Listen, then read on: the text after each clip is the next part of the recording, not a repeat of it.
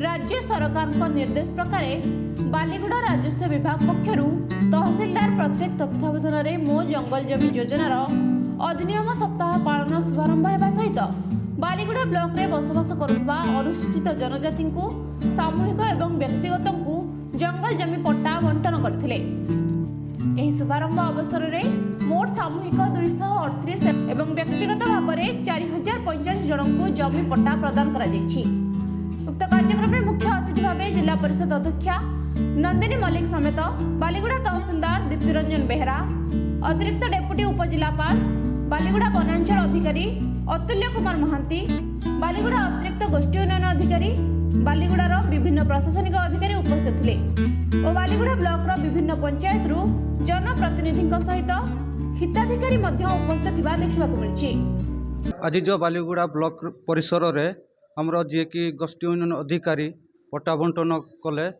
से शिविर व्यक्तिगत एवं गोष्ठीगत पट्टा देले हमको बहुत बहुत तहसीलदार सार को धन्यवाद जनाऊँ। देखु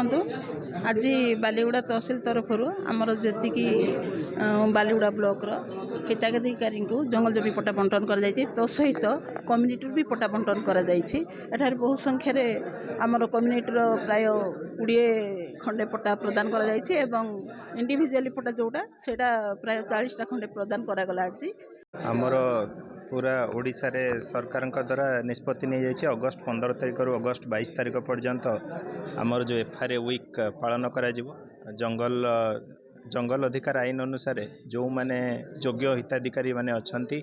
से आम बालीगुड़ा तहसील अंचल 4045 गोटी व्यक्तिगत जंगल जमी पट्टा दि जाइए एवं 238 गोष्ठीगत जंगल जमी पट्टा दिज्व एवं से किसी रिजर्व फॉरेस्ट अंचल रही जंगल विभाग सहायता आम डिमार्केशन करी जॉइंट वेरिफिकेशन करी तांकु योग्य विवेचित करा जाइछि। Bureau report Vishwavani live.